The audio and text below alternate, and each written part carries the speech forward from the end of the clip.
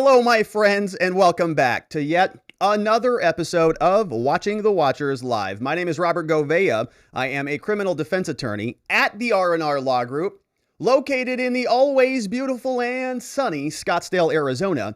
And today, my friends, we're talking about some deranged lunatics. In particular, you can see we've got two Twitter files that we need to attend to.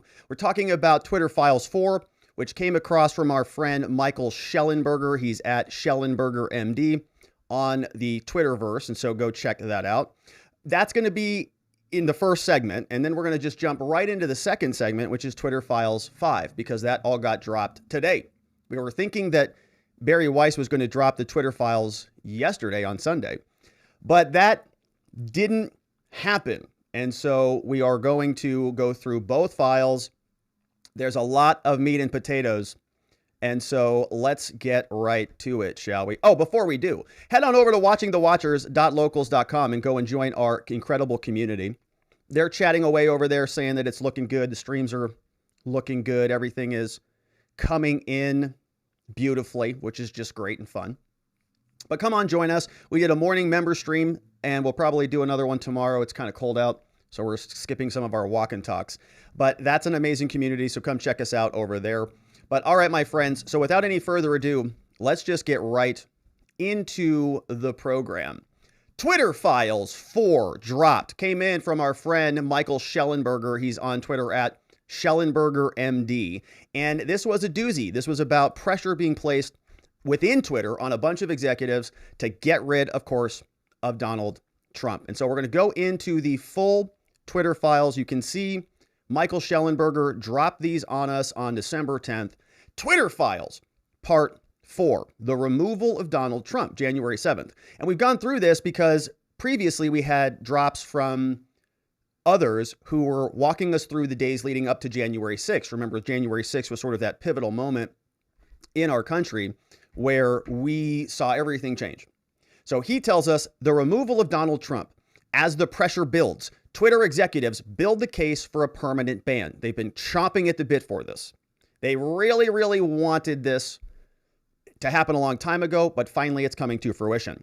On January 7th, senior Twitter executives, they create justifications to ban Trump. Couldn't come up with a reason, so they created them. They seek a change of policy for Trump alone, so they single him out, distinct from other political leaders. As we've said, other dictators around the world are putting people in slave camps, and they have their own little Twitter entourage that nobody looks at all. Also, expressing no concern for the free speech or the implications for democracy, of course. And the Twitter files here today is reported with this fella, also Leighton Woodhouse. And so make sure you're giving him a follow as well, at L Woodhouse. Now, Shellenberger gives us a little bit of a recap to help refresh our recollection on some of this stuff. He says, for those catching up, by the way, part 1, we've already covered here on this channel, where Matt Taibbi documents how senior Twitter executives violated their own policies to prevent the spread of accurate information. Covered all of that. That was back December 2nd. We also had part 2. Bari Weis on December 8th told us how senior Twitter executives, people like Vijay Gotti and Yoel Roth and others, Jim Baker, if you recall, were all there talking about blacklists and de-amplifying disfavored Twitter users, not just specific tweets. And we also covered back then, libs of TikTok and James Woods and many others who all got censored by Twitter. They were put on these blacklists. Part 3, Matt Taibbi, we covered this last week, documents how senior Twitter executives censored tweets by Trump in the run-up to the election. Very important conversation being had in October, November, but censored tweets came out from Twitter. Regularly engaged with representatives of the U.S. government and law enforcement agencies. Okay, we saw that. We've talked a lot about that here on this channel, about Elvis Chan representing the FBI, colluding with the big tech companies in Silicon Valley, flying out there to literally have meetings with them on a weekly basis, sitting with Yoel Roth on a weekly basis to have conversations about all of this. Now, for years, Twitter had resisted calls to ban Trump. They posted this back on January 5th, 2018. The Twitter public policy page, they posted this. Okay, a couple years before they actually nuked Trump, they said, blocking a world leader from Twitter or removing their controversial tweets would hide important information people should be able to see and debate. Obviously, right? When they nuked Trump, yeah, okay, it was a benefit for them because they nuked Trump and he didn't get to communicate with his people anymore. But there were millions of people in this country and around the world who wanted to hear from him. So they were also taking that away from the people. They got it in 2018. They said it would also not silence that leader, but it would certainly hamper necessary discussion around their words and actions. They talked about that previously, but they threw that right in the garbage. But after the events of January 6th, the internal and external pressure on Twitter and the CEO, Jack Dorsey, grows. The former First Lady, Michelle Obama, a tech journalist named Kara Swisher, the Anti-Defamation League high-tech venture capitalist named Chris Sacca, and many others called on Twitter to ban Trump. They were freaking out about it. They said he needed to go. Now, here's what they said. Chris Sacca, who's a venture capitalist, he's a billionaire, I believe he lives in Wyoming, says, "You've got blood on your hands, Jack and Zuck. For 4 years, you've rationalized this terror. Inciting treason, violent treason, is not a free speech exercise. If you work at those companies, it's on you too. Shut it down." Right? So they wanted Trump removed. Chris Sacca, I've listened to interviews from him. He's a interesting fella, but he wants him gone. Now, he joined the chorus along with others. You can see this one came out from Michelle Obama. Michelle Obama posted this one January 7, 2021. You can see the date up in the upper right hand. 12:49 p.m. She writes this big paragraph, this big woe is me, seeing the gulf between the responses to yesterday's riot and this summer's peaceful protest and the larger movement for racial justice is so painful. It hurts, she said. The highlighted part, we'll just skip all the rest of Michelle. She says, now is the time for Silicon Valley companies to stop enabling this monstrous behavior and to go even further than they already have by permanently banning this man from their platforms and putting in place policies to prevent their technology from being used by the nation's leaders to fuel insurrection. Very upset about it. All right, very upset. Continues on. Even in the darkness, there are glimmers of hope. Everybody was doing this. Absolute meltdown, theatrics. It was almost like they were all auditioning for a show. Probably all laughing at each other. I wonder if who can write the most ridiculous statement. Of course, Michelle Obama is up there. Kara Swisher is another one. She was joining in. This article came out presumably right around the same time. Don't see a time on it. But said it's time for social media platforms to permanently ban Trump. Donald Trump finally unleashed the Kraken yesterday, although it had little to do with electoral fraud. Instead, everything to do with creating frightening chaos and swallowing up enemies whole. Gosh, so dramatic. All right, so that's from Kara Swisher. And look at this monster. Look at this picture. What a psycho picture to put on there. Does she really think that's what happened at the Capitol? Okay. Well, so she's not alone. Jonathan Greenblatt over from the ADL says, 2 bare minimum tweets after the Capitol has been stormed by extremists is too little too late, Jack. It's overdue to suspend Donald Trump until his account stops promoting violence, stops inciting violence and spreading disinformation. And then they actually posted a whole statement about this, right? They dropped that one on January 6th. ADL statement on violence. Everybody was spring loaded. It was almost like they were sort of wanting this to happen because they had a whole plan in place in order, they knew what to do after it happened. As soon as Donald Trump sort of stepped in it, right? Maybe because they put it right there in front of him. Then they get to respond, and the response is worse than the actual incident, right? So we can see that Shellenberger continues for us. He tells us, Dorsey, Jack, was on vacation, typical, in the French Polynesia in the week from January 4th to January 8th, very conveniently. He phoned into meetings, but he also delegated much of the handling to the situation to senior executives, people named Yoel. Twitter's global head of trust and safety, also Vijaya. We talked about these two people many times. They're on the thumbnail on the show today because they're probably the most responsible for this horrific censorship in America. But as context, Shellenberger tells us, it's important to understand that Twitter's staff and senior executives were overwhelmingly progressive. All knew this.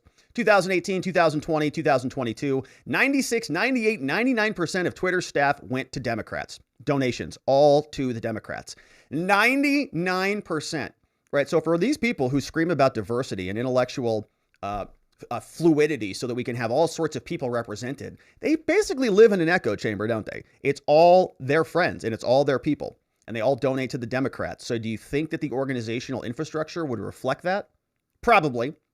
Taibbi was the one who found that for us. We've already covered that tweet, right? So Shellenberger is just giving us some context on this. We saw this previously, and you can see percent to Republicans in Twitter, 0.27%. It's probably an accident, right? Somebody was like, oh, crap, I didn't mean to do that. Probably, they just checked the wrong box or something. Shellenberger continues. He says, in 2017, Roth tweeted that Yoel Roth, the guy who's in charge of Twitter's head trust and safety, okay, the guy who's making these policy decisions, he said that there were actual Nazis in the White House, right? That's his speech for us. Actual Nazis. In April, Roth told a colleague that his goal is, quote, to drive change in the world, which is why he decided not to become an academic. He posted this on Twitter, January 22nd, 2017, right after Trump took office, right? Trump would have taken office in early January. Yoel, the guy who's in charge at Twitter, says, yes, that person in the pink hat is clearly a bigger threat to your brand of feminism than actual Nazis in the White House, right? And he puts it in capitalizes it because I think it's sort of like a funny thing that you do, or something supposed to be. So that's Yoel, right? Now that's who's in charge. He also said this in 2022 in April. He says, yeah, academia is by far the most abusive working environment I've ever been in. Yeah, real tough. The entire system is exploitive in a ton of ways, and also not necessarily productive if your goal is to drive change in the world, which was the main reason I left. Right, so he wants to go out there and effectuate change. Is that the person who you should be putting in charge of applying a policy neutrally to an entire social media network? Probably not. Shellenberger continues, he says, on January 7th, Jack sent an email to employees. He said, Twitter needs to remain consistent, everybody, in our policies, including the right of users to return to Twitter after a temporary suspension. So don't punish one set of individuals inappropriately relative to others. He writes, after Roth reassures an employee that, quote, people who care about this aren't happy with where we are. After Roth reassures an employee that they're not happy. So this is what this channel looks like, the Slack messages. Yoel says to a blue person, he says, Jack's emails have been fine. Okay, so you see those two underscores? So probably bolded it or something. But ultimately, I think people want to hear from Vijaya or Dell or someone closer to the specifics of this who can reassure them that the people who care about this are thinking deeply about these problems and aren't happy with where we are. Right? So Yoel is saying that Jack is encouraging them to be uniform in their application of the policies. But Yoel doesn't want to do that, right? He wants more. He wants more change. Why should we have one standard that applies to everybody? Donald Trump is an actual Nazi in the White House. So he's got to go. And if Jack and Vijaya and other people are not hearing about this, then obviously that's going to be reflective to Yoel. He's going to feel like they're not thinking deeply about these problems. A few engineers have reached out to me directly about it. He's saying people are coming to me and I'm chatting with them, but it's so clear. They just want to know that someone is doing something about this and that it's not that we're ignoring the issues here. Right. So there's a bunch of liberals there, all donating to Democrats who are clamoring about this. Well, we've got to do something about Trump. He's allowed to stand up here and just speak his mind. This is crazy. So Blue responds just a couple minutes later. He says, well, Yoel, I think there's also an opportunity to help people understand that while it seems obvious and simple that, quote, we should permaban his personal account, we can't afford to take that immediate action without first playing the movie out and anticipating all the other things that can happen, and then figure out the plans for those possible scenarios. If we suspend this person's account and he posts the same thing on the official government account, do we suspend that too? How far down this hole do we go? People can be forgiven for not thinking beyond the thing that's immediately in front of them. So this person's actually talking some sense. But Jack, Vijaya, Dell, you don't have the luxury of just pulling the trigger without thinking things through. We tell them repeatedly that people, quote, are on it, and people are working on it. And they're scratching their heads wondering, how hard can it be to decide if this single account is in violation? Right? So they're all sort of talking in circles. This guy is sort of massaging Yoel. He's like, well, look, you can't really, just ban him because you hate his guts. But I understand how there are a lot of people here who are telling you to just ban him because we hate his guts. Right? So it's sort of this, he's sort of, sitting on the fence on that response, which is probably exactly what Yoel wants. Yoel wants support He wants a lot of other people to nuke Trump with him. Shellenberger continues. He says, around 11:30 a.m. Pacific time, Roth Yoel sends his colleagues a DM with news that he's excited to share. Guess what? He says. Jack just approved repeat offender for civic integrity. Whoa. The new approach that Yoel's so excited about would create a system where 5 violations or strikes would result in a permanent suspension. A little more generous than YouTube's 3 strikes. Says, guess what? You can see him in all exclamation point, all capital letters. Sort of like somebody in middle school. Guess what? Jack just approved repeat offender for civic integrity. He says at 11:27, directional approach would be something like this. Labels, right? So he says, oh, Jack gave me the thumbs up. Here's how we're going to apply this and go after Trump. He says labels which are severe enough to result in disabled engagements incur strikes. Okay, so we're not just going to remove the tweet. If this is something that is a tweet that justifies the label, we're going to apply the label and also hit them with a strike. Strike 1 is a label only. Strike 2 is a label only. Strike 3 is a label plus a 12-hour suspension. Strike 4 is a label plus a 7-day strikeout. And then strike 5 is a permanent suspension. Boom, right? That's what they want. They want that off-ramp so that they can go nuke somebody and make sure that they are gone forever and be able to justify it when they look backwards. It's exactly what they need to remove Trump. Somebody responds to that. Yoel's very excited. They respond, they say, progress, exclaims a member of his team. The exchange between Roth and his colleagues makes clear that they had been pushing Jack for greater restrictions on the speech that Twitter allows around elections. Right, they've wanted this for a long time. They're finally getting it. Shellenberger continues. He says, the colleague who's talking with Yoel wants to know if the decision means Trump can finally be banned. He goes, perfect. This is basically the only person we care about. Can we finally nuke Trump? They ask, does the incitement to violence aspect change that calculus? Like, can we just give him like 5 of those? 5 strikes because he's an insurrectionist? Ross says, no, it doesn't. He says Trump just continues to have 1 strike remaining. Okay, so he's getting very close. We can't apply it right now, the incitement to violence thing. So he's got 1 left. I'm trying to nuke him now, but we can't get to it quite yet. Progress, says the employee.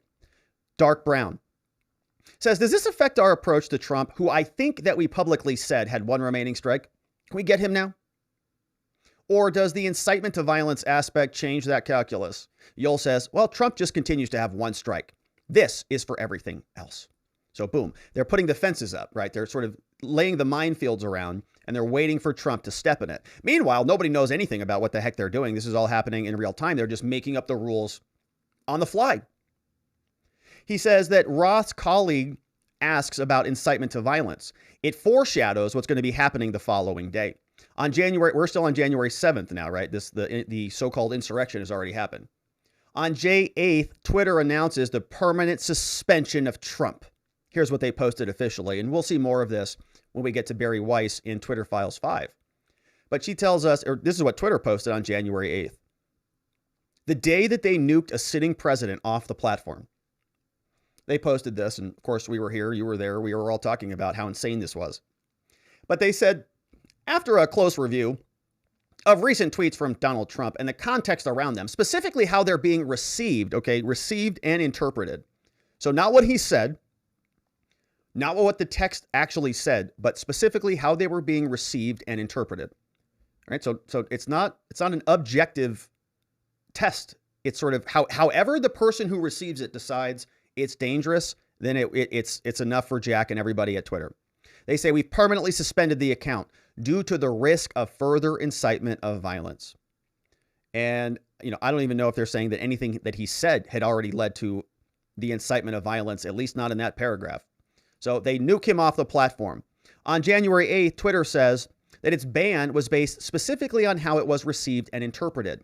But in 2019, Twitter said that, quote, it did not attempt to determine all potential interpretations of the content or its intent, because that would be insane, because everybody would complain about everything.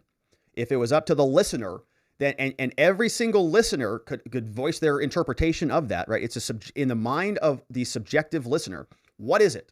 What are they thinking? This is dangerous. This is insurrectionary. Twitter's got to respond to all 330 million people. That's nuts. So there are different tests. They said after a close review of recent tweets by Trump and the context around them, they're nuking him. We already read that one. But previously, they said something like this in their terms. We focus on the language of reported tweets and do not attempt to determine all the potential interpretations of the content. Right? So you got to analyze the message. And we talk about these tests in the law. If it's a speaker, there's sort of two tests. One is whether that person objectively wants to create, like, let's say, incitement to violence. Do they objectively, as the speaker, do they have that intent? Or from the receiver, would an objectively reasonable person believe that that was causing incitement? But you look at it from an objective standard, not a subjective standard. Shellenberger says, the only serious concern that we found expressed within Twitter over the implications for free speech and democracy came from a junior person in the organization. It was tucked away in a lower level Slack channel known as Site Integrity Auto. Nobody's even in there. This poor guy's in there. He's saying at 8:11 in the morning, he says, well, I guess I'll just post this in here. It's kind of quiet. He says, this might be an unpopular opinion, but one-off ad hoc decisions like this don't appear to be rooted in policy. He says, in my opinion, those are a slippery slope, and they reflect an alternatively equally dictatorial problem. This now appears to be a fiat by an online platform CEO with a global presence that can gatekeep speech for the entire world, which seems unsustainable. Yeah, that's right. This person should have been in charge, because obviously the domino effect, the cascade of what this led to, we're going to get to after they nuked Trump. But nobody else was talking about it other than that nice guy. He says that this might be an unpopular opinion, and other employees were just less perturbed. Twitter employees use the term, quote, one-off frequently in their Slack channels. Its use reveals significant employee discretion over when and whether to apply warning labels on tweets and strikes on users. So in other words, they're just sort of doing what they want as they want it. It's just a one-off, right? Well, we have a policy, but we're just going to do this as a one-off. Well, if you do the one-offs all the time, then that maybe is the policy, no? Here's a conversation. They say, could have bounced that person with a strike. I don't see any scenario where we could decide not the bounce here. I just wanted to check if there are any concerns. Otherwise, I can bounce under RTP and we can close this one before I go. FYIs, for your information, account for review. We're trying to understand the one-off decision here, right? So that one was that's sort of outside of the normal policy. Here's another one. There's always the abuse one-off, somebody says. Just get them on abuse. Just pick that one. Or we could bounce a one-off is the option, right? So they're having conversations about how to plot to remove certain users. Shellenberger takes us back to the Twitter Files 2, which we talked about here, which was done by Bari Weis. And the employees that Bari talked to said that we control visibility quite a bit, and we control the amplification of your content quite a bit. Normal people do not know how much we do this. One Twitter engineer told us, 2 other Twitter engineers confirmed. And this is a pretty, ongoing debate that exists in tech. People think that, Google only surfaces what the algorithm provides. And that's not true at all, right? There's a ton of people there who are picking what goes up in the search box and the one box, and they're making it with a lot of editorial control, what they feel is a better product. But they are constantly, getting in there and tinkering around with the knobs. Twitter did it too. In fact, they did it heavily. They specifically went after certain accounts and blacklisted them individually. So Shellenberger tells us that Twitter's employees recognize the difference between their own politics and Twitter's terms of service, right? So they can see the two and separate them out. But they also engage in complex interpretations of content in order to stamp out these prohibited tweets. So they say, well, I know the terms of service say this or that and the other thing. And I know that I'm a Democrat and I'm a vicious lefty. But I can separate the two out. And so I'm not going to apply my vicious lefty ideology. No, I'm going to apply the terms of service, except when they really, really, really hate what they're looking at. And then they'll just manipulate everything to satisfy the cognitive dissonance that they're having in their minds. They say this, January 7th, after the alleged insurrection. Light Blue drops in the chat. He says, hey, everybody. Hope you're doing okay after last night's insurrection and you were able to get some sleep. I couldn't. Can we, or have we already discussed blocking the hashtag stop the steal hashtag. It's furthering fake news in a dangerous way, from what I can tell. So first thing he wakes up, right, he's just petrified. Yoel says, hey there, friend. We're proactively surfacing that content for review under the civic integrity policy. And he says, and it should, underscore, be blocked from type ahead and trends. If you're seeing it in either of the latter two, let me know ASAP and PT can fix. Okay, so they're now they're going after entire topics. So they've gone after individuals. Now they're going after entire topics of conversation, right? So you can't even hashtag anything because it's dangerous. It's furthering fake news in a dangerous way, according to Light Blue. Yoel agrees. Now, Light Blue says, I saw the hashtag and then I did a search on it and all the content was appalling. I was just shocked. I don't care. So I don't think it's showing up elsewhere. Thank you for all you're doing. Yoel says, well, I'll flag it to the election squad. Blue says, remember that what I find appalling and what a TOS VIO are not an exact overlap. And Yoel says, they're joking. They're laughing at each other. So in other words, what this shows is that Light Blue came in there hot with an emotional violation. And then he said, well, all right, so I think this should be removed. Thank you for everything that you're doing. And then he sort of remembers, oh yeah, I'm an employee. I work here. We have policies that we're supposed to follow. So I found it appalling. Don't necessarily mean that it is a TOS violation. And so, when you pass my message along, can you, just remember that? Because maybe stop the steal is not a violation of the terms of service at all. In which case, why are they suspending it then? It's because Light Blue hates it. He finds it appalling and it makes him disgusted and he couldn't even sleep the night before because he was so perturbed by the fake insurrection. Shellenberger continues. He says Roth immediately after that message DMs a colleague. He says, can we stop this hashtag stop the steal? He says there's also a term called Kraken. Can we get rid of that one? To blacklist these terms, and he wants them to be de-amplified. Roth's colleague objects to that, though. He says, stop the steal risks de-amplifying counter speech that validates the election, right? So this other person's like, are you stupid? There are people debating it right now. Like, how are you going to push back on stop the steal without pushing back on it?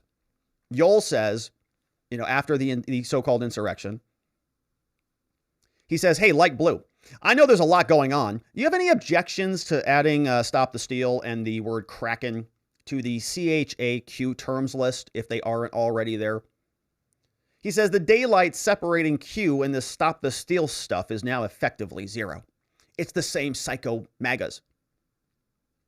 Light Blue says, Kraken for sure, if it's not already there. Although I think there were problems with that, right? Wasn't it? It's like a movie or something. And Light Blue says, well, I'm too worried about the risk of amplifying counter speech. I mean, if we post stop the steal, then all of the people who are in the tweets pushing back against stop the steal, which is how it should be, right? Anytime there's an objectionable idea or an opinion, we want more speech to flesh through that issue.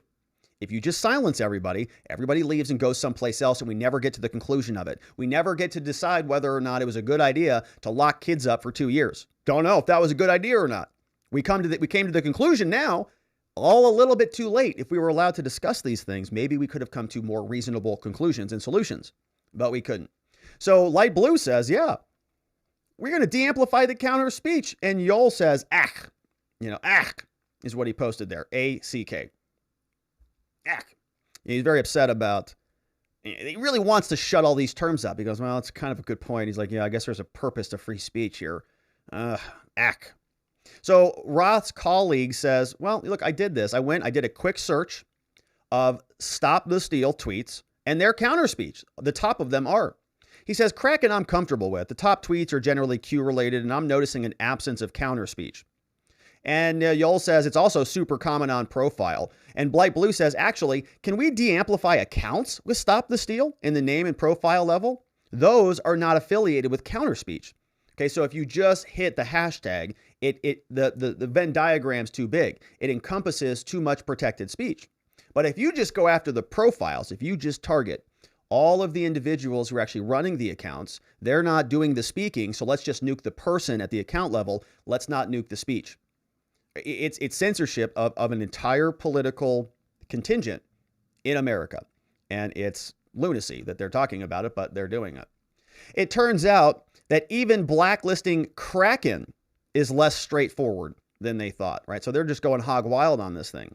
They say Kraken, in addition to being a QAnon conspiracy theory, is also a mythical Norwegian sea monster. Also the name of a cryptocurrency exchange, and thus it was allow listed. So Yoel's just, he's just typing in the keyboard. He's like, oh yeah, Q, Anon, stop the steal, Kraken, Sidney Powell, Rudy Giuliani, right, going crazy on this. He says also, I think adding Kraken to the various bots, it may have broken something. He sends this over to Orange. He says, I know you're OOO, probably out of office, but when you're back, here's what we need. So Orange comes in.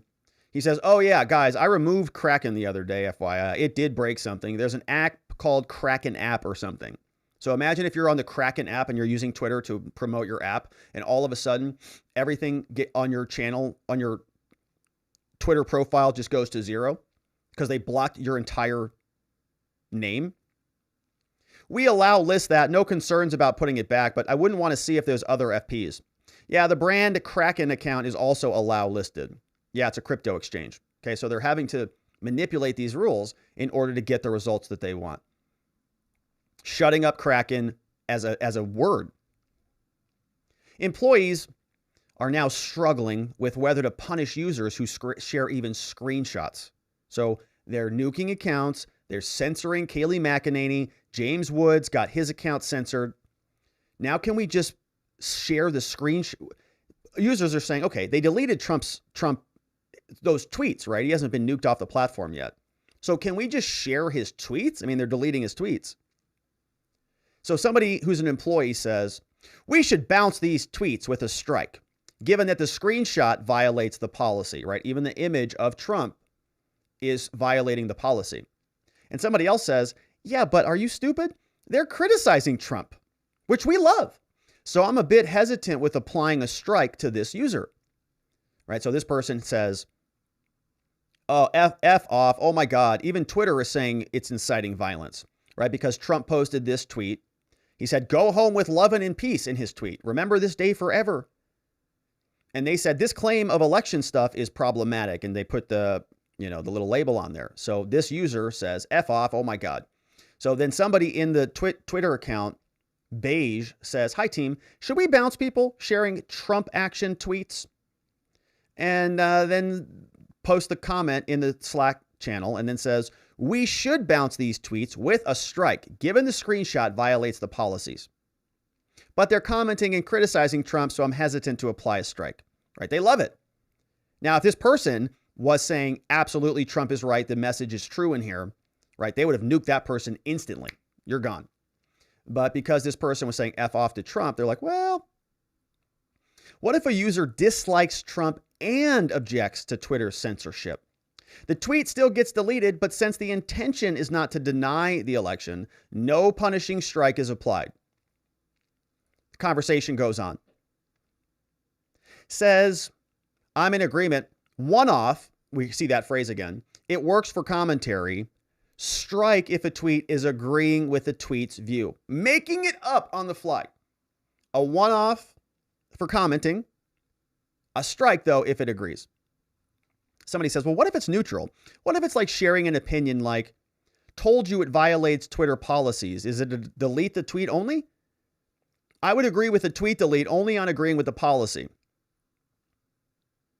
I would agree on delete only in instances where the content is not shared with abusive intent. Okay, now you've got Beige, who is the judge and the jury, deciding what abusive intent is.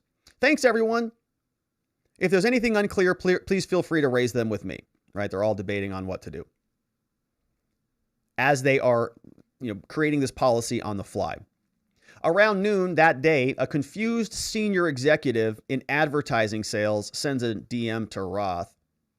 The sales exec who has to sell advertising and all sorts of stuff on Twitter, he says, all right, Yoel, Jack says that, quote, we will permanently suspend Trump if our policies are violated after a 12-hour account lock. That's interesting. Can you tell me what policies is Jack talking about? Because it kind of sounds like a big deal. People want to know, I have sales to make. What policies will result in Trump being nuked? Ross says, oh, listen to this sales guy. Anything. Sales guy Blue says, hi, Yoel. I have a question about Twitter safety thread that I saw on a different channel about the president. And Jack, he sent an email out. He said, Jack says, quote, we will permanently suspend if our policies are violated after a 12-hour account lock. What policies is Jack talking about? Like, for example, is spreading misinformation a violation like his past tweets about the election? Would that do it? Or is it more about a tweet inciting violence, like because we just had J6? Which is it? I'm asking because we're getting tons of calls from clients following the Facebook and Instagram decision. Because Facebook and Instagram are also making the decision on nuking Trump and pulling his tweets down. So sales guy says, so some clarity on this would be great. Thanks. Yoel says, hey, JP salesperson, for internal awareness, right, just so we know, this would be any policy, any one of them, not just limited to elections. But before sharing anything, please coordinate with Blue on the comm side. Obviously, a ton of our interest in our position on this. Want to stay sure we are aligned. Okay, so internal. In other words, don't tell this to your clients. People are calling in, Apple's calling. Are you going to ban Trump? Because if you ban Trump, maybe we'll spend another $1 billion with you. But if you don't, maybe we leave. And then they, come to a decision on this. And Yoel says, well, this is what we're doing, but maybe don't tell anybody about this, because if they know that, maybe that changes the equation.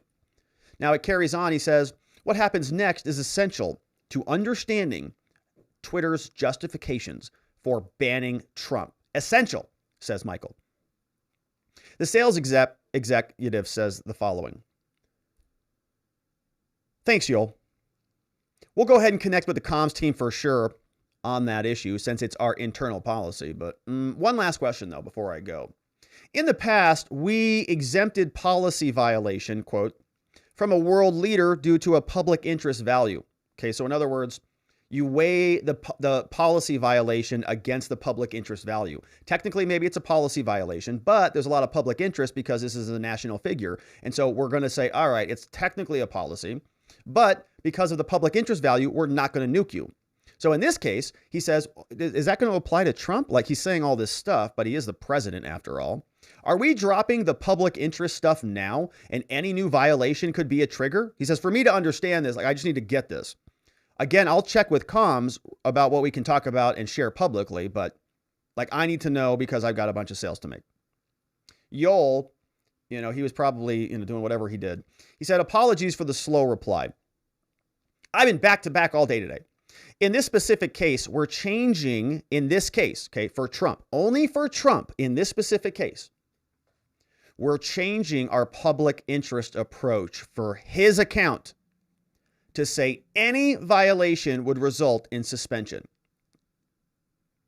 We aren't completely getting rid of public interest approaches for other people, though we do have work planned on revisions in the first half of 2021. So going after Trump specifically, targeting him, singling out one individual. It's not part of policy. In fact, the policy is not even applied to other people. It's only for one person. The ad executive is referring to this public interest exception rule.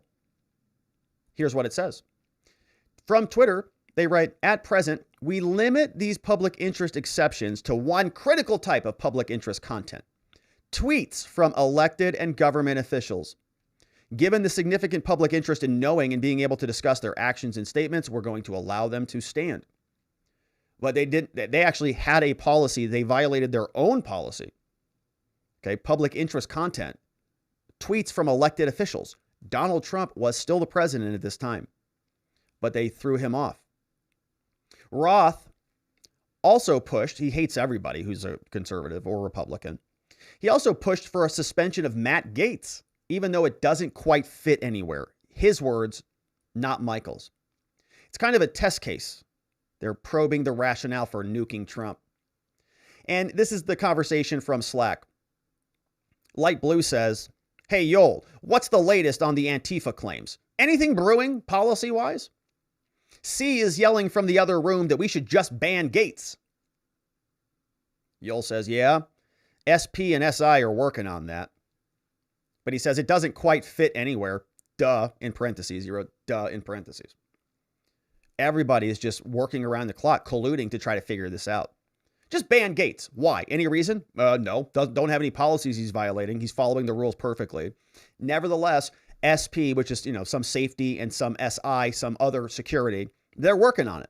They're trying to figure out how to do it because it doesn't fit anywhere. Light Blue says, right. Yeah, sucks. Yoel says, but I'm trying to talk to safety into treating it as incitement. So it's not clearly something. So let's relabel it something else so we can get rid of them. Yoel says, and I think we'll get over the line for removal as a conspiracy that incites violence. So he's orchestrating, creating a new violation out of thin air that doesn't exist. He said, I talked to Vijaya about this too, by the way, and she's directionally okay with it. She hates him too. So she's ready to nuke him. Around 2:30, comms executives send a message over to Yoel to say that they don't want to make a big deal of the QAnon ban to the media because if they do, they fear that if we push this, it looks like we're trying to offer up something in place of the thing everyone wants, which is a Trump ban. So they don't even want to talk about the QAnon stuff because they know that people are going to say, that's not enough. Who's the leader of QAnon? It's Trump. And so stop banning James Woods and Kayleigh McEnany and stop all of this. They knew how effective Trump was on Twitter. They wanted him gone. So the conversation comes in from Light Blue. He sends a message to Yoel. He says, hey, Yoel, we're good either way. Look, we'll discuss. But I'm generally in the space of let's start taking action and not do a big comms push around this. We can explain why if we're asked, but worry if we push this, it looks like we're trying to offer up something in place of the thing that everyone wants. Yoel says, yep, because they all have one target in mind. They're going after one individual alone. Everything else is just a tangent. That evening, a Twitter engineer sends a DM to Roth to say, I feel a lot of debates around this. Hi, Yoel. I'm sure you're very busy right now, plotting. And my apologies if this is a distraction to your work. But I wonder if there has been discussion about reshaping the rules around official accounts. For example, at Real Donald Trump. He even includes the link to him. And other accounts. Or an unverified account. I feel a lot of debates around exceptions stem from the fact that Trump's account is not technically different from anybody else's. And yet it's treated differently due to his personal status without the corresponding Twitter rules to clarify the responsibilities that should come with that status. Okay, so Light Blue is just a big whiner who's essentially saying, I mean, why are we treating him differently than anybody else? I mean, he's saying the same opinions as anybody else. And, so what if he's the president? I mean, nobody should get special privileges on our account, on our platform here. And if Trump gets special privileges, then we should have specific rules for him, and just very upset. Okay, so this person's having like a meltdown at Twitter, wants to do something about this, and singles out Trump specifically. Hey, Yoel, can you please help us? Roth responds. He hints at how Twitter would justify deviating from its policy. So Yoel's trying to thread the needle. He knows that they can't get rid of Trump because the policies are what they are. And if they change them out of the, or if they suddenly just flip a switch, it looks like they're making the change to target Trump, which of course they were. But they didn't want anybody to know that. So he says this. Okay, Blue, I think you're spot on. He's an insurrectionist. But let me put a different spin on it for you. Policy is just one part of the system of how Twitter works. Oh, so he's explaining it like a child. He says there are different things that you can change when you want to affect different behaviors. Policy, and he knows this guy just had a meltdown, right? That paragraph was like a broken person, clearly. So he's like actually being a good manager. And he's like, all right, I know you have these little meltdowns. I have them too. Let me explain how this works. Policy and enforcement are one. The product is another. Partnerships and outreach are another, etc.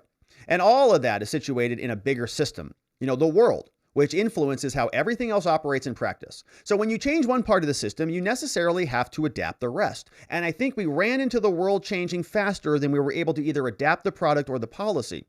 But we can and should do both. not directly, as he carries on.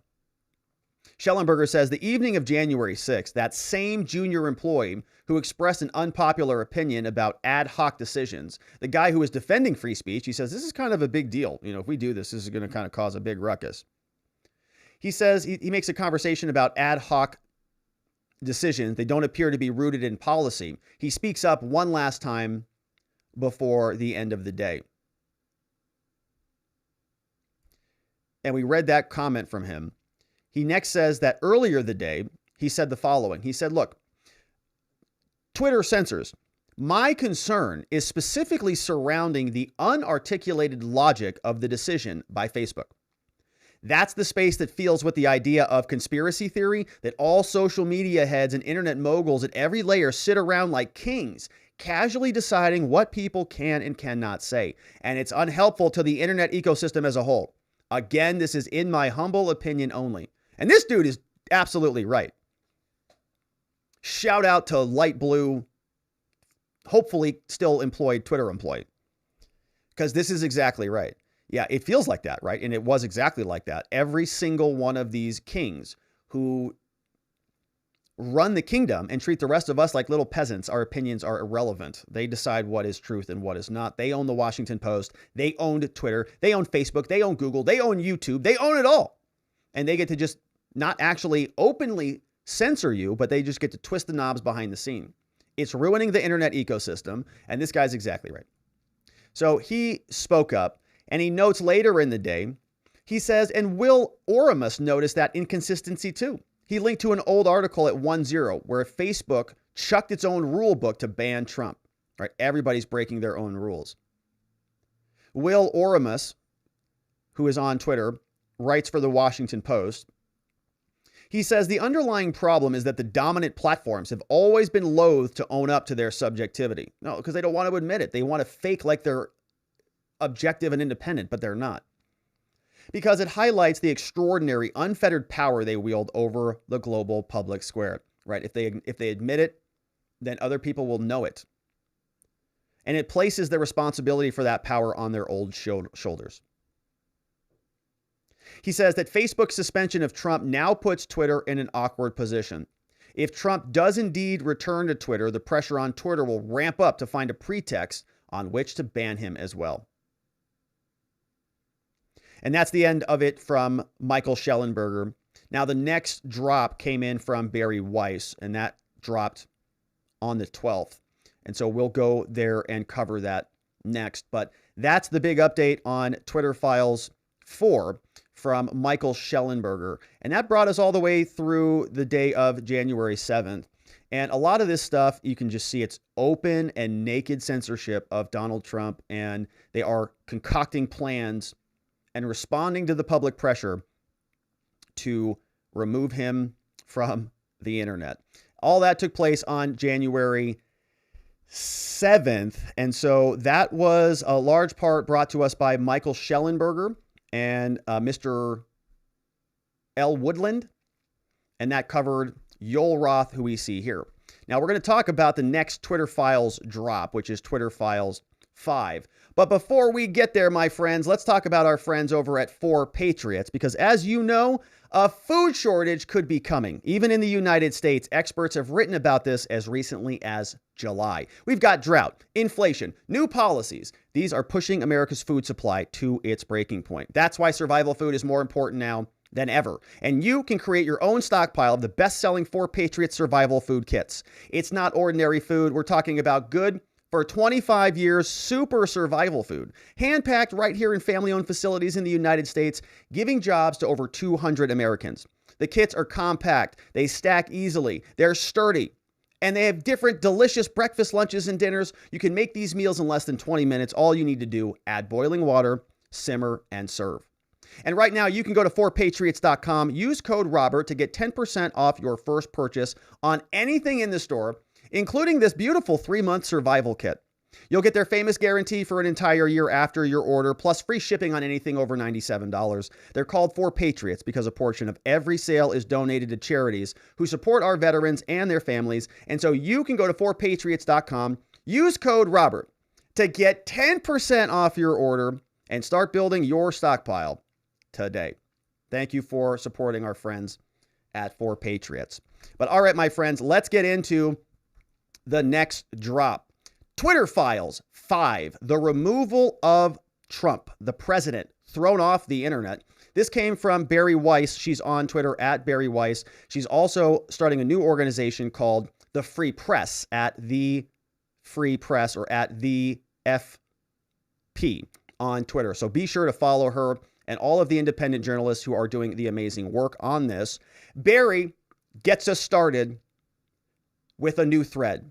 The Twitter Files, Part 5, the removal of Trump from Twitter. On the morning of January 8th, the day that Trump was tossed, President Trump, with one remaining strike before being at the risk of permanent suspension from Twitter, tweets twice. At 6:46 in the morning, Trump said the following: "The 75,000 great American patriots who voted for me, America first, and make America great again, will have a giant voice long into the future. They will not be disrespected or treated unfairly in any way, shape, or form." Posted that January 8th, 6:46. Doesn't even say anything about the election, nothing about the frogs or anything involved at all. Pretty basic tweet, actually, for Trump standards, pretty basic. At 7:44 a.m. on the day of January 8th, Trump says the following: "To all those who have asked, I will not be going to the inauguration on January 20th for Joe Biden." And that's the one that did it.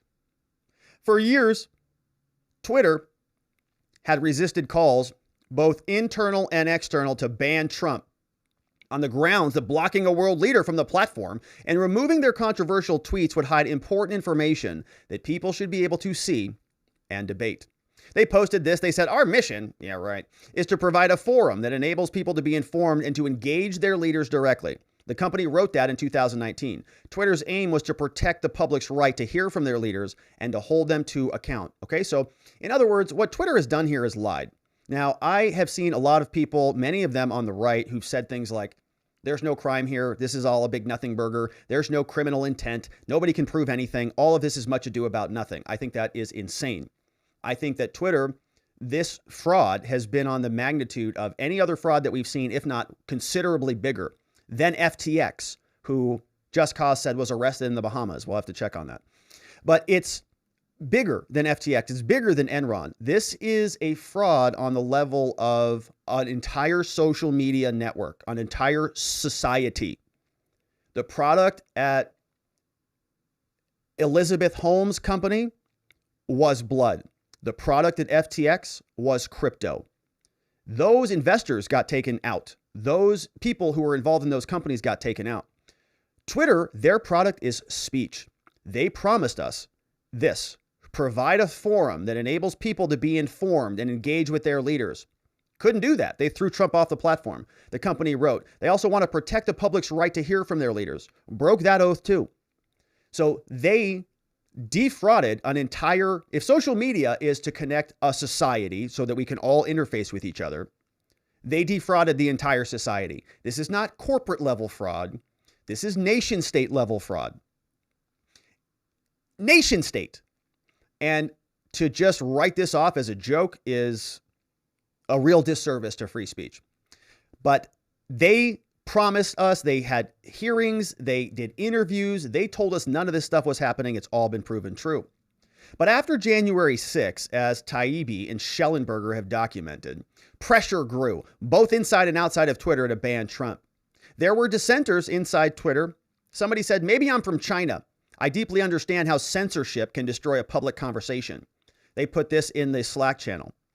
Red says, "Maybe because I am from China." Okay, somebody with some world context and experience. He says, "I deeply understand how censorship can destroy the public conversation. It's a disaster." And somebody responds and says, I wish they colored these differently, but somebody responds a couple days later. This looks like it's an internal thread. Or it's the same day, but a couple minutes later. It's a Slack channel. They say, "I understand this fear," pointing to the previous post. "But I also think it's important to understand that censorship by a government is very different than censorship of the government. Somebody said the First Amendment in the United States and similar legislation in other countries with similar concepts exists specifically to prevent the government from silencing the people. I respect that, but realistically, we impose far stricter rules on effectively everyone else on the platform. We started labeling restricting his tweets when they became a threat to democracy and seemed like that was our red line. Yesterday, he clearly attempted to overthrow our democratic system of government and showed no signs of remorse. These people are nuts. They were buying into the podium story. They probably thought Brian Sicknick got murdered by MAGA insurrectionists as well. None of that was obviously true. So they're in the fog of war, but they're also, very likely hard lefties given the donation patterns that we've already uncovered. If this is not a clear reason to suspend him, again, as an unhinged ruler attempting to subvert the most powerful democracy in the world, I'm not sure what would be. So there's this debate back and forth. The only person who's actually ever experienced, ultimate censorship and who's lived in China in a dictatorial nation is saying, I'm a little bit concerned about this. The other people are very worried about their fifis and about red lines and about the podium evidently being commandeered. So Bari says, voices like that one appear to have been a distinct minority within the company. Across the Slack channels, many Twitter employees were upset that Trump hadn't been banned earlier. They wanted him banned hard and fast. After J6, Twitter employees organized to demand their employer ban Trump. They started forming little cabals. One employee said, there are a lot of employees and employee advocacy happening. Here's what it says. I am still struggling to understand the decision to not ban Trump altogether, given that he's inciting people to violence and that has led people to being killed. I think I owe people an explanation externally. So this Twitter employee is now ultimately, like ultra concerned that he's got to explain this to other people. He says, I work at Twitter. How can you work at Twitter and allow Trump to exist when he's such a monstrous insurrectionist? Another person said, yeah, this is the elephant in the room. We got to do something about this.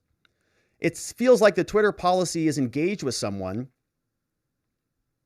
acting in bad faith and we won't acknowledge it.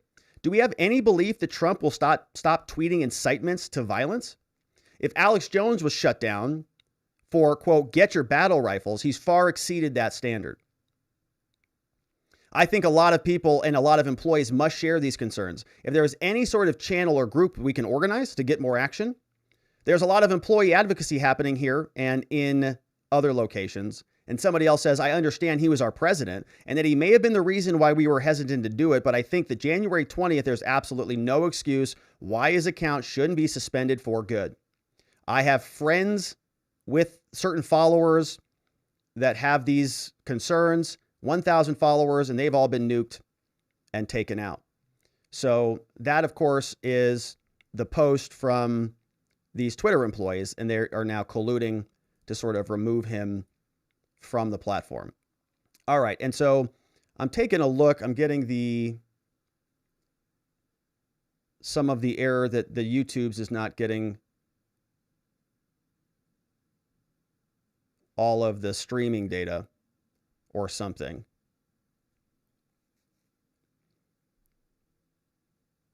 And the sound's off too.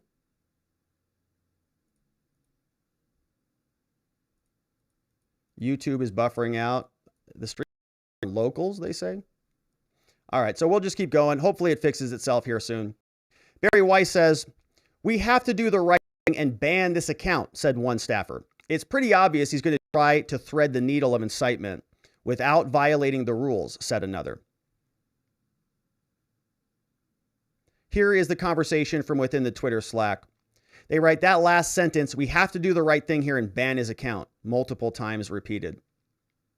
They say, we don't have a good track record of acting on his account except in the clearest and most explicit of cases, even then. In my experience, extraordinary circumstances demand extraordinary leadership. So they're just thrilled about this. It took 3 years, but I've lost faith. Someone else said actual votes. Donald Trump, they're putting the vote numbers in there, and they say it's pretty obvious that he's trying to thread the needle of incitement while not actually violating the rules. So there's A lot of people jumping on the dog pile to get him removed. Weis continues. She says, in the early afternoon of January 8th, the Washington Post published a letter signed by over 300 Twitter employees to the CEO, Jack Dorsey, demanding Trump's ban. They said, we must examine complicity in what President Biden has rightly termed the insurrection. Okay, so in Twitter. But the Twitter staff assigned quickly concluded that Trump had not violated Twitter's policy. Said, I think we'd have a hard time saying this is incitement, wrote one staffer. They wrote, it's pretty clear he's saying that the American patriots are the ones for whom he voted, and then they're not the terrorists. Another staffer agreed, I don't see the incitement angle here. I see blank has pinged to ask about incitement for the Donald Trump tweet, and I wanted to see if we can align. I don't see the incitement of fear. What PC could it be trying to incite fear about? Somebody else said, I think I'd have incitement. It's pretty clear he's saying the American patriots are the ones who voted for him and not the terrorists. We can call them that, right, from Wednesday. Somebody else says, I don't see the incitement angle here either. So they're actually having a little debate about this. And they're trying to hash it out. So Weis continues on. She says, I am also not seeing clear or coded incitement in the Donald Trump tweet, wrote another person named Annika Navaroli. Says, I'll respond in the elections channel and say that our team has assessed and found no violations for the Donald Trump one. So she says here, I'm not seeing clear or coded incitement in the tweet. I'll respond in the elections channel and say that our team has assessed and found no vios for Trump. But I'm flagging that Yoel is. He's looking for an assessment of the tweet in a different crisis channel, over in the HPDC crisis channel. Weis says that she does just that. She says, as an FYI, safety has assessed that the Trump tweet above and determined that there is no violation of our policies at this time. So in other words, they've already made an assessment. Sorry, I stepped out for a while. Let me know if Yoel has any action on this, if anything will be taken. And as an FYI, safety has assessed that the Donald Trump tweet above and determined that there is no violation at this time. Later, Navaroli would testify in front of the House committee. For months, she said, I'd been begging and anticipating and attempting to raise the reality that if we made no intervention into what I saw occurring, people were going to die. So she's very much in the team, ban Trump camp. And says that next, Twitter's safety team decided that Trump's 7:44 a.m. tweet is also not in violation. They're unequivocal. They say it's a clear no vio. It's just to say that he's not attending the inauguration. Somebody dropped this one, 7:48. Hey, just dropping in to say that he tweeted again, but it's a clear no vio. It's just to say he's not attending the inauguration. Somebody else says, let me check. They throw the tweet in there. People are saying, and so he responds, he says, oh no, hold on a minute. People might be saying that this is the proof that he doesn't support a peaceful transition of power.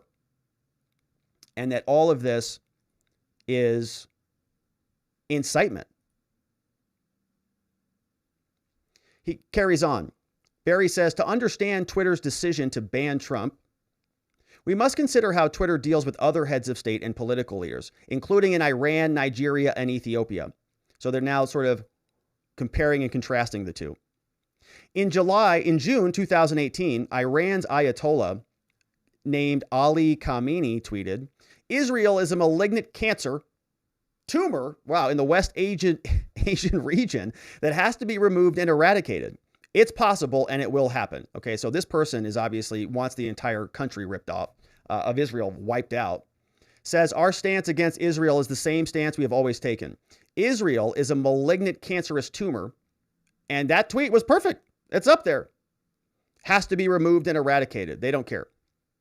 October 2020, the former Malaysian prime minister said it was, quote, a right for Muslims to kill millions of French people. They have no problem doing that. Twitter deleted the tweet for glorifying violence, but he remains on the platform. The tweet below was taken from the Wayback Machine. Okay, so they deleted this one. Dr. Mathahir Mohammed.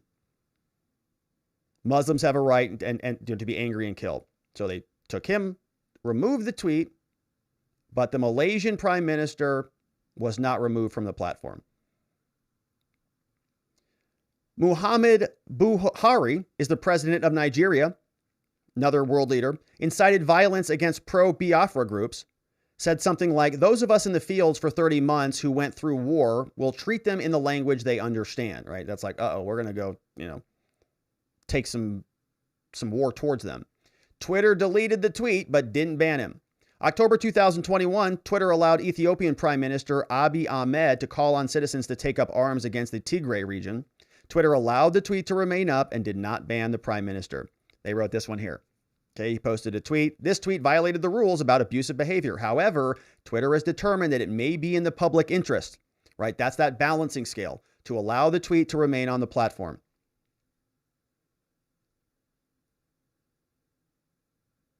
But they left it up there. So they didn't actually even delete it. They just put a note on it. In early February 2021, Prime Minister Narendra Modi, the government threatened to arrest Twitter employees in India and to incarcerate them for up to 7 years after they restored hundreds of accounts that had been critical of him. So he was actually threatening Twitter employees themselves in India.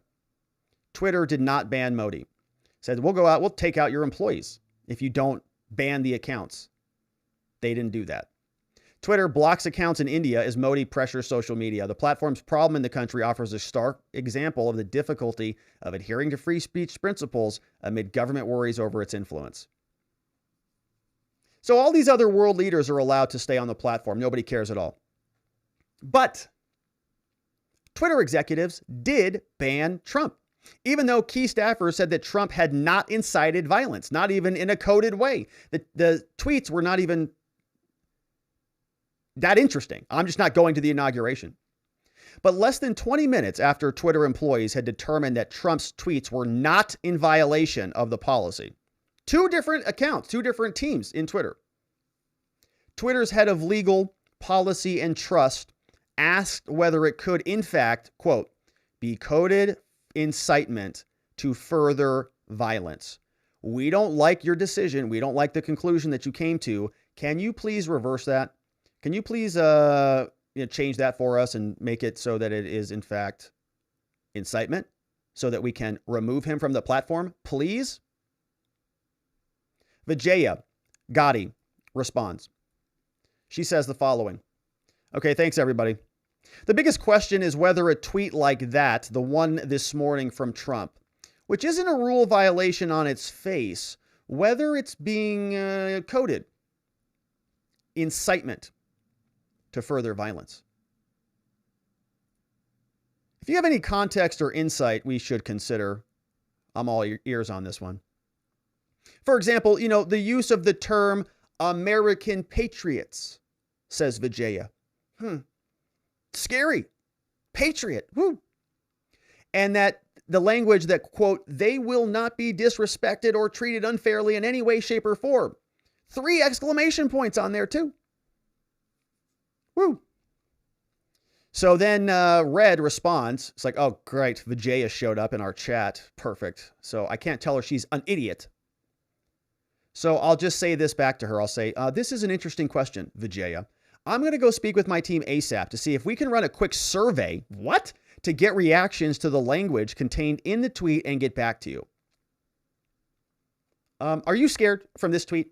Does this tweet and these exclamation points from Trump, or do you think that the country is going to explode because of incitement to violence? That's what they do. That's the standard, right? They go around and they say, how was this being received? So they go take a survey of Twitter employees. Vijaya is like, okay, well, yeah, I'm not so sure I would rely on a survey, idiot.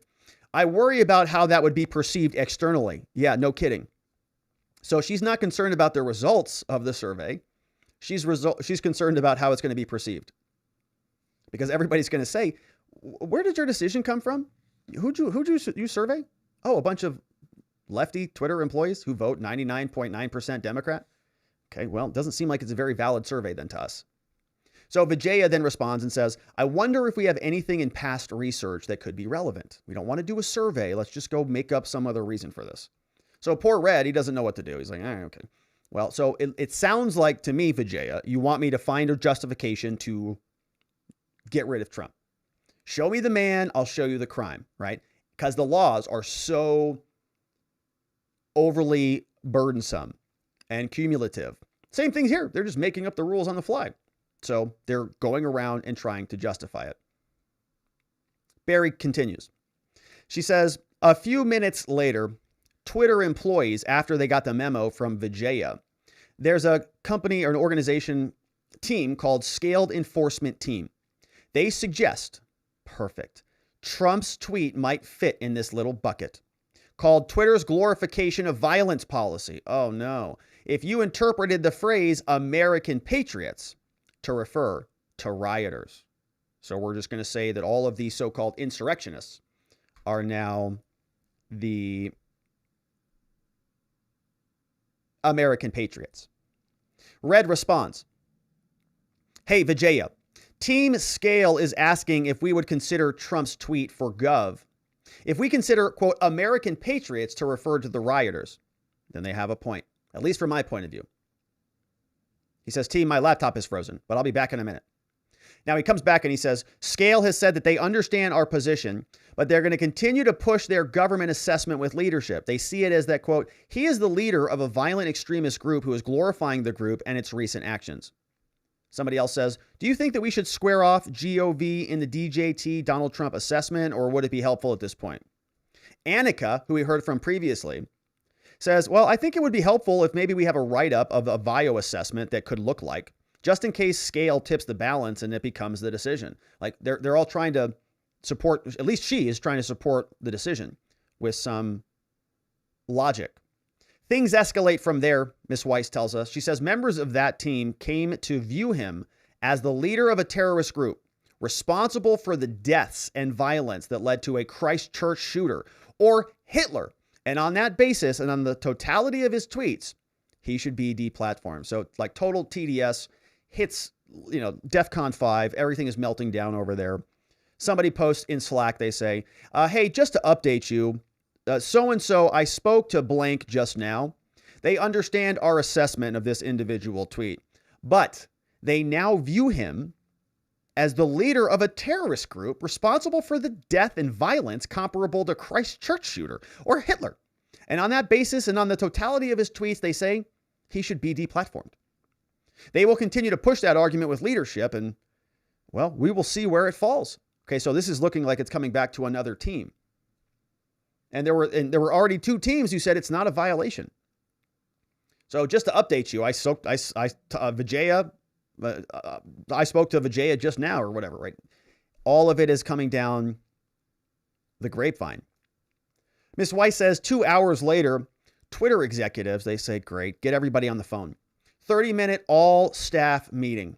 Jack Dorsey and Vijaya answer questions about why Trump wasn't banned yet. Employees are screaming at him. There's an insurrection that happened. He almost let that guy walk off with the podium. He said a bunch of same things that the Democrats said about fighting. We got to get rid of him. So Jack and Vijaya are like, okay, let's shut up everybody here. Just, okay.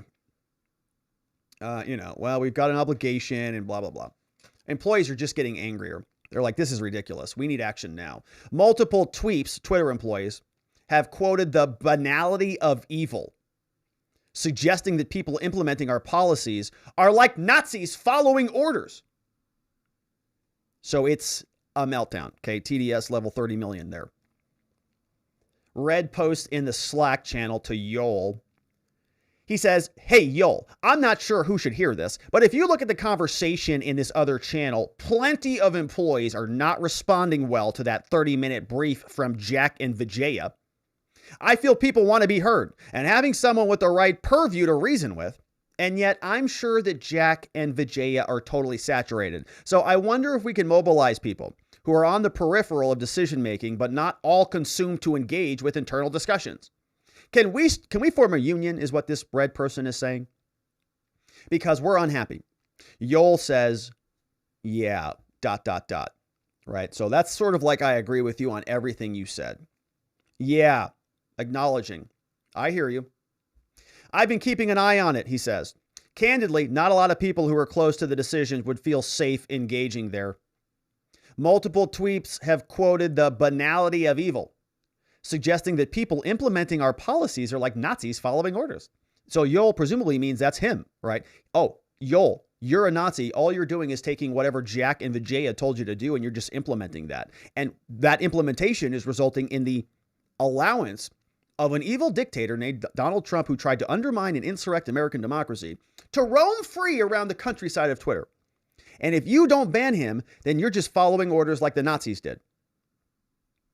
So Yoel says, well, as someone responsible for our policies who had direct family members in Auschwitz, he said, that's not exactly an environment I want to wade into.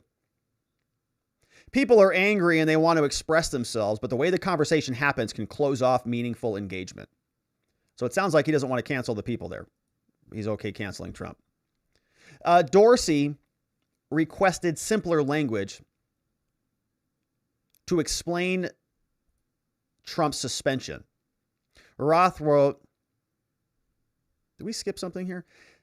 Roth wrote, God help us. This makes me think he wants to share it publicly. So if somebody says this, if we get close to suspension and an analysis of 8chan or Parler is part of the decision, any links to that content would be helpful for us with Trusted. If possible, I'd like those services to pay a price here. Roth says, yep, noted. Dell is rewriting the doc per the request from Jack to make it, quote, simpler, which, God help us, makes me think he wants to share it publicly. So they're getting excited. They're getting close to banning Trump is what it sounds like. 1 hour later, Twitter announces Trump's permanent suspension due to the risk of further incitement of violence. So that happens very quickly. Wow. There's a meeting. There's a meeting at Twitter. 30-minute all-hands staff meeting. Employees go psycho. Start calling all of the Twitter executives Nazis. Yoel says, I don't want to be a Nazi. Something's happening behind the scenes because very quickly then Dorsey apparently has made the decision to nuke Trump. He requests simpler language to explain Trump's suspension. Roth wrote, God help us. This makes me think he wants to share it publicly.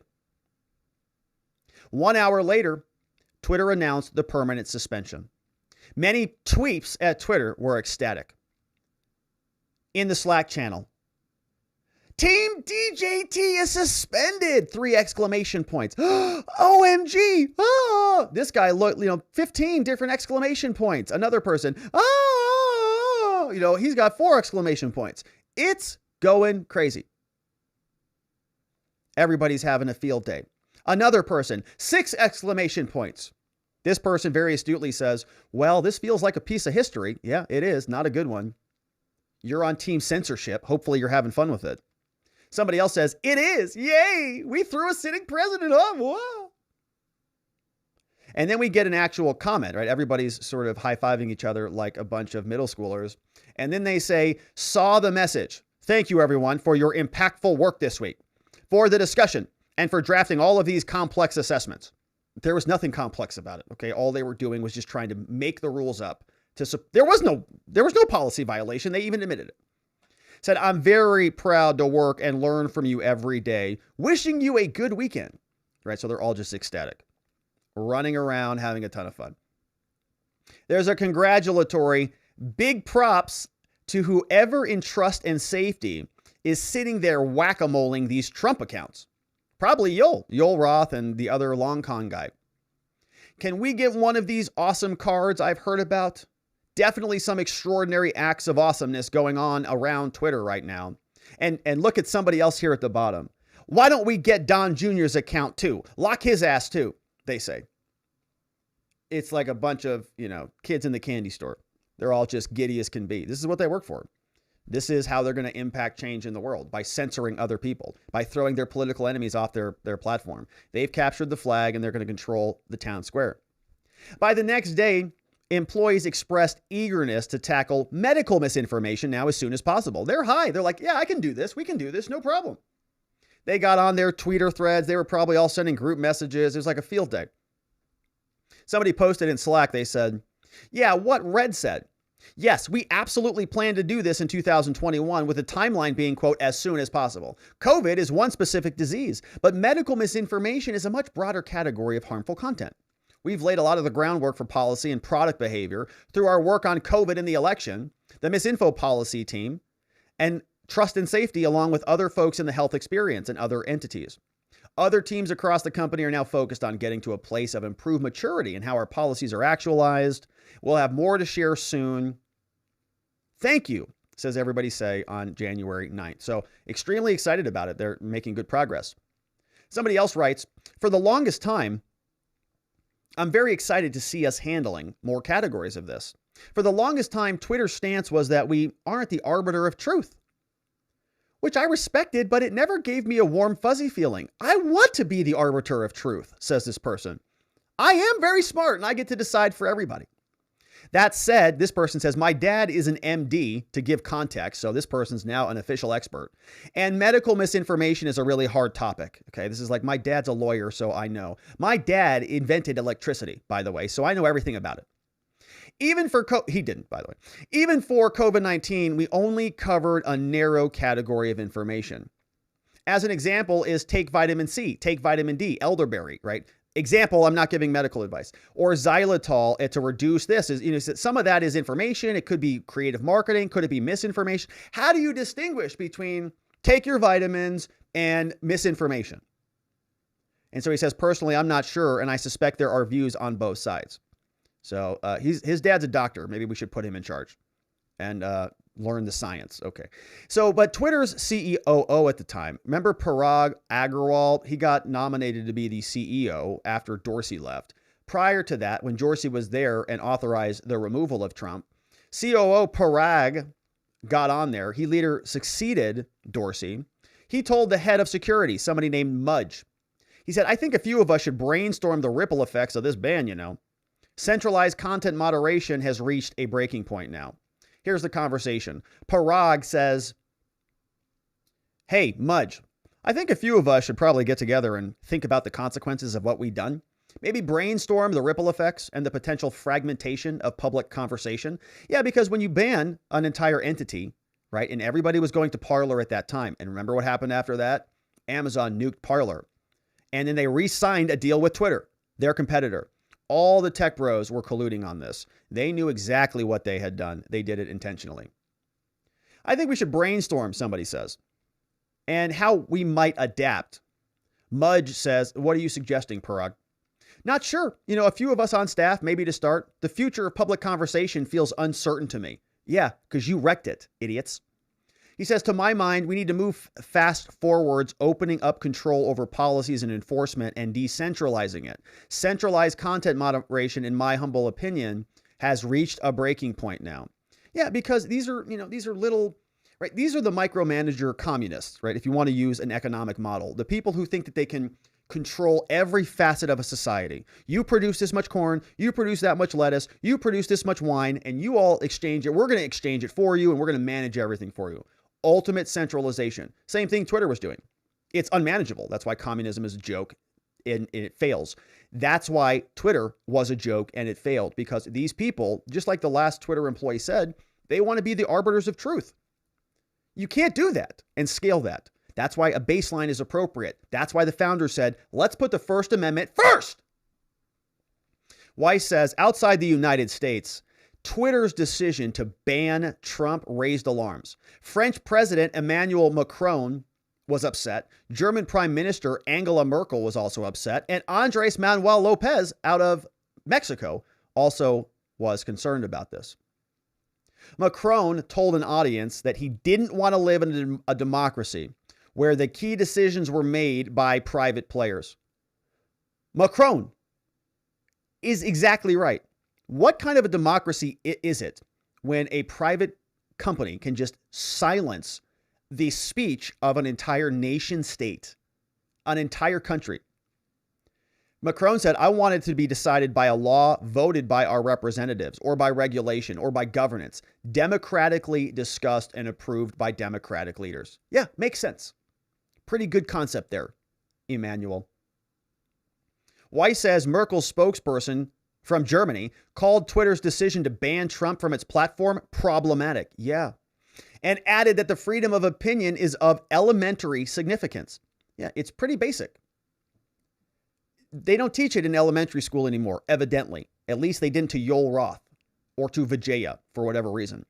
Russian opposition leader Alexei Navalny, who's rotting away in a Russian prison, he criticized the ban as well as an unacceptable act of censorship because it was insane.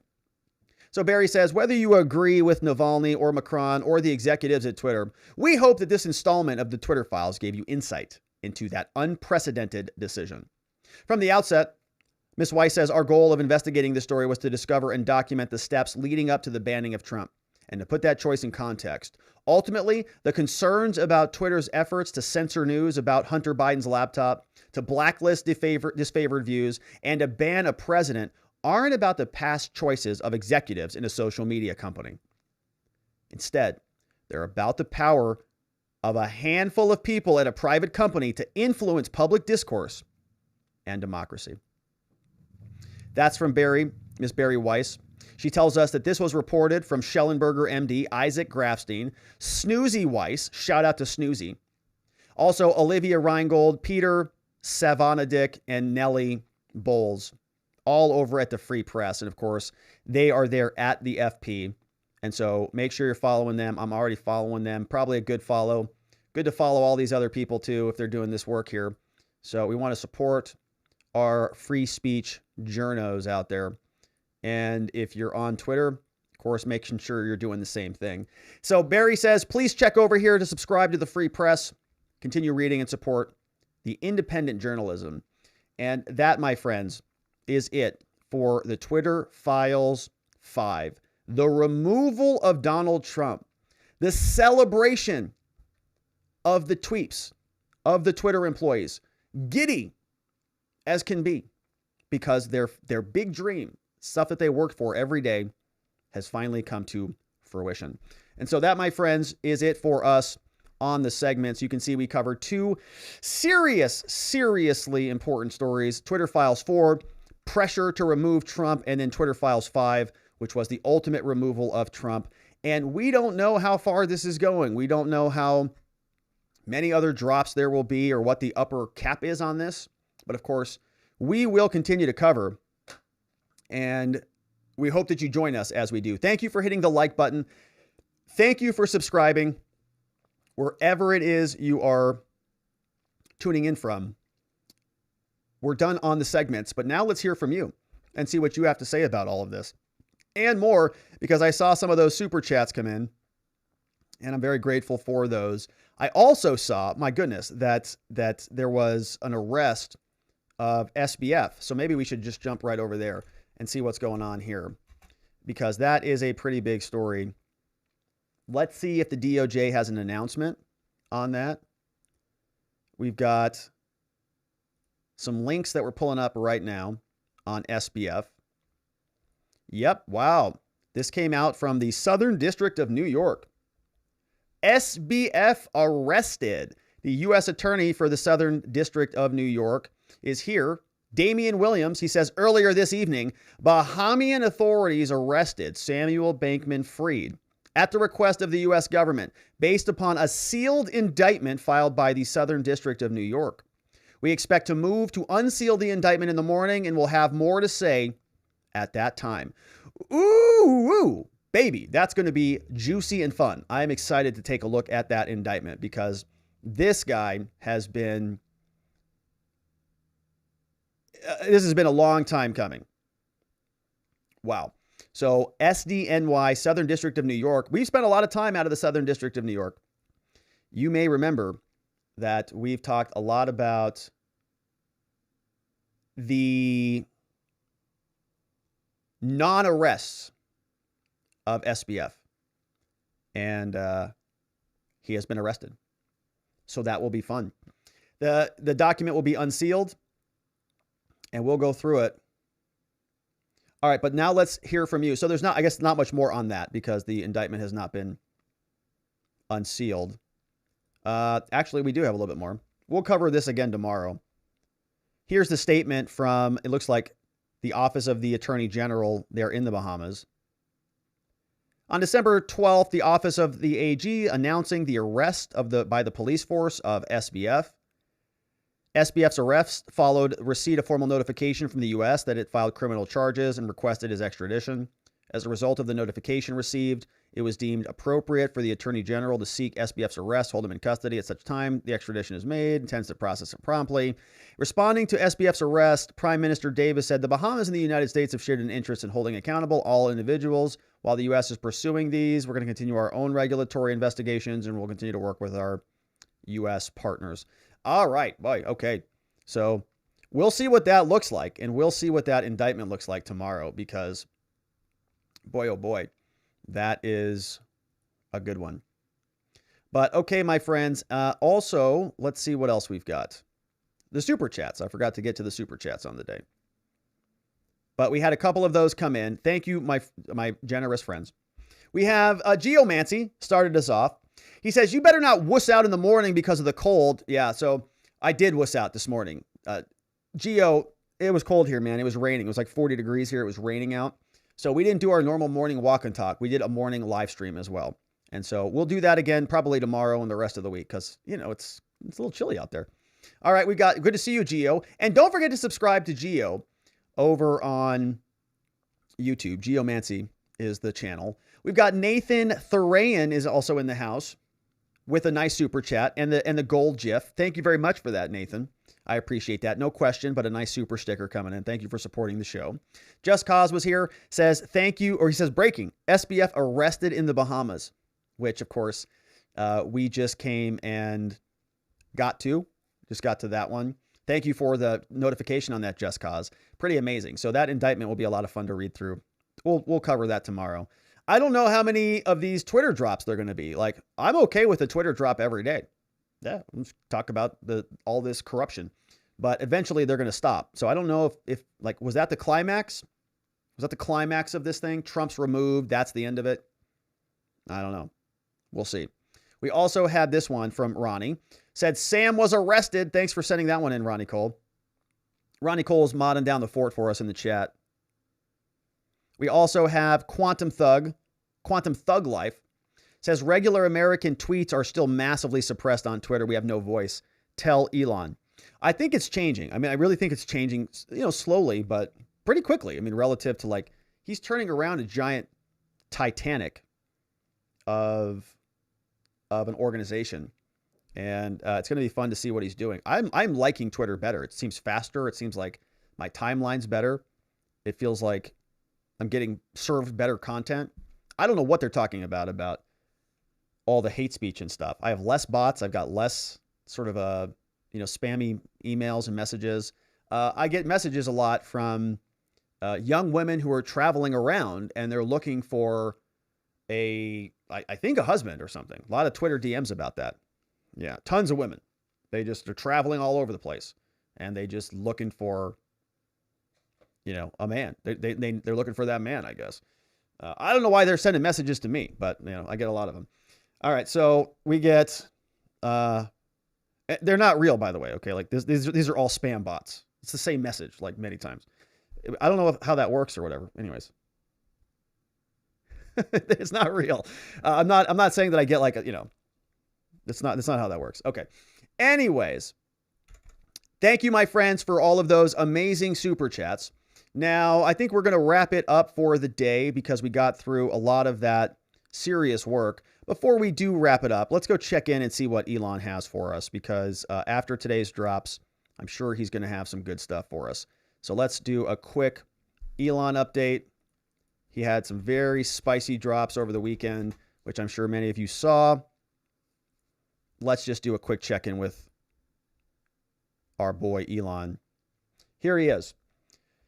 Elon says, under pressure from hundreds of activists, Twitter deplatforms Trump, a sitting president, even though they themselves acknowledge that he didn't violate the rules. That's his reaction to Bari Weis. Twitter Blue is back. We're back. Twitter Blue is available now for $8 a month on the web, $11 a month on iOS, so just sign up on the web. We've made some upgrades and improvements. Well, that's pretty interesting. If I bought a Blue subscription during the offering, do I need to modify my subscription to retain Blue features? No. Oh, that's interesting. So I've been paying for Twitter Blue for a while because I use it to organize some of my show content. But I'm not sure if I still don't have the blue check mark, as you can see. There's still no blue check mark there. Even though I pay for it. And let's see if we had any comments on the Twitter thread here. We had a couple comments. Any comments here? We're trying to promote the Twitter stream as well, but, you know, there's no real live chat feature. So it's kind of hard to comment and participate in the chat over here. So we don't have much there. But all right, so back over to Elon. Let's see what Elon had for us. Says that was accurate. Elon just killed all the bots. Thank you, Elon, for that. Oh, also, Elon responded to Viva. Shout out to our boy Viva, who's just, you know, having just casual chit chats with Elon Musk. Viva, amazing. Viva posted this. He says, sure enough, the media story of Elon Musk being booed off stage is not exactly as they tell it. Some people were definitely booing. It's San Francisco, for goodness sake. But Dave Chappelle is a legend, not rebroadcasting the entire video, only the newsworthy part. Elon responded. He said, a major fight broke out just as I was about to talk, so I didn't get much to say. Yeah, and Elon's kind of getting scolded if you watch this video. You know, he goes out in San Francisco, and the crowd is sort of mixed. Like they're sort of booing and not here.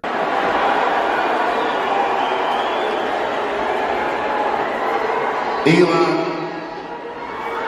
So it's an interesting clip, but Elon says a fight broke out. I think that Elon was just going into the belly of the beast, right? He was going literally into San Francisco, and he was saying, what's up, my friends? Rupa says, thanks to Elon, Twitter's own internal assessment found unequivocally Trump did not violate their rules, yet they banned them anyways. Twitter took a decision to ban him while they never banned incitement amongst other leaders. Elon says, exactly. Glenn says, the same worthless media liberals who never break stories, who never do any reporting, who just sit around mimicking each other every day. It's true. We call it copy and paste journalism here. They just literally copy and paste the same stories. It looks almost identical from website to website. Speaking only to and for one another in servitude to Democrats, all write the same article because they're all hive-minded, empty herd animals. Yeah, it's true. They just copy and paste stuff. That's it. All right. At least here on this channel, we actually show you the documents, right? We pull up a court document and say, this is what it says. Now they'll do that, but they won't actually show you the document. Okay. So they're getting their sources from somewhere, but they don't actually show you anything. They just sort of manipulate it all, and then they write the talking points, and then they copy and paste it from literally one to the next. They just changed a couple things. Or maybe it's just one person, you know, I don't know. Maybe there's just one journalist. I don't know. But Glenn Greenwald was nuking that one. Elon says, indeed. The redheaded libertarian, she's over, I think, with Tim Pool, says the corporate press relies heavily on feigned consensus to sway collective thought. But why? Makes you wonder who hands out these talking points. Indeed, says Elon. And the new Twitter account verifications are going to just be outstanding. Verified account. This is a legacy verified account. This is from Twitter version 1.0. It may or may not be notable. People are saying savage, bro, ruthless, right? Because the wording is mine. That's Elon's own. Ugh, so funny. It may or may not be notable. Okay, so all of those blue check marks who really worked hard for that blue check mark may not even be notable. Just forget about it. In a few months, we're going to remove all legacy blue checks. The way in which they were given out was corrupt and nonsensical. They're going hard after child exploitation materials. Prior Twitter management lied to make their user numbers seem artificially higher, and so they turned a blind eye to fake and spam accounts. That's from Elon. Elon's also commenting on the wreckage at the border. Look at this. A huge migrant caravan of over 1,000 people crossed illegally into El Paso. Largest group ever. 5,000 in custody, hundreds being released in the streets. What? Look at this. All right, so maybe we'll have a border segment tomorrow too. Now, the big one, let's see how many, we talked about this this morning. The big one that Elon dropped over the weekend has over 1 million likes. Here it is. My pronouns are prosecute Fauci. 1.1 million likes. Beautiful. And Elon recognizes that. Truth resonates. He doesn't get that many likes from time to time, but that is a good one. And so, all right, my friends, now that is it for us on the show for the day. Thank you for sending in those incredible super chats. We are going to wrap it up and leave it right there. But before we do, I want to invite you to come on over and join us at our Locals community. We're going to do an after party over here on Locals tonight. So we're going to say goodbye to everybody on the main streams and wrap up with some comments over on Locals just for a little bit.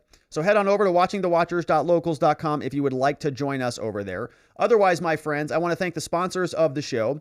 Big shout outs to our sponsors over at 4patriots.com. Head over to 4patriots.com. Use promo code Robert. Get 10% off everything in the store. And don't starve or freeze to death out there because it's a chaotic world and nobody wants to get dead, unfortunately.